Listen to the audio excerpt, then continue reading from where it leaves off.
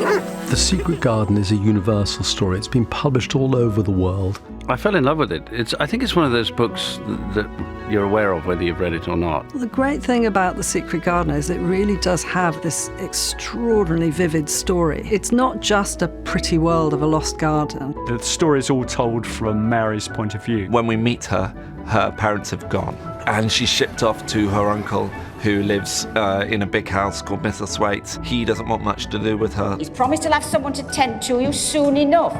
But until then, don't be expecting there'll be people to talk to, because there won't. She starts to explore it. And as she finds these friends in the house and as she finds a garden, gradually from there she begins to learn how to open her heart as she begins to blossom. There you are.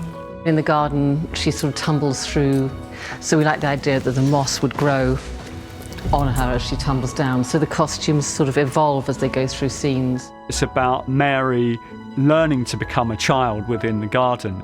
The mystery, first of all, and then it blossoming into something sort of wondrous and healing, and that feels quite universal to me.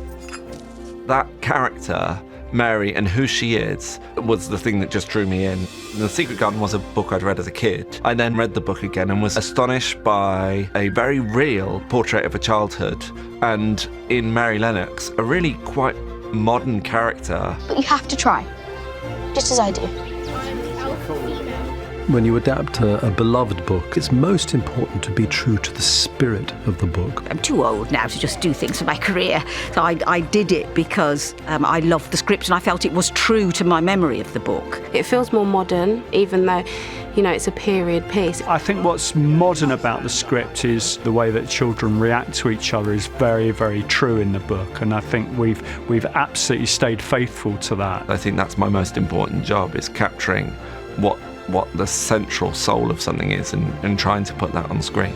It's such a beautiful book. It's just a matter of doing it justice. It's an opportunity to really explore a world of enchantment and joy. The optimism of this story is explosive, and I think that's one of the reasons why it's so enduring. It feels like a big challenge. I feel like we can deliver something that people haven't seen before.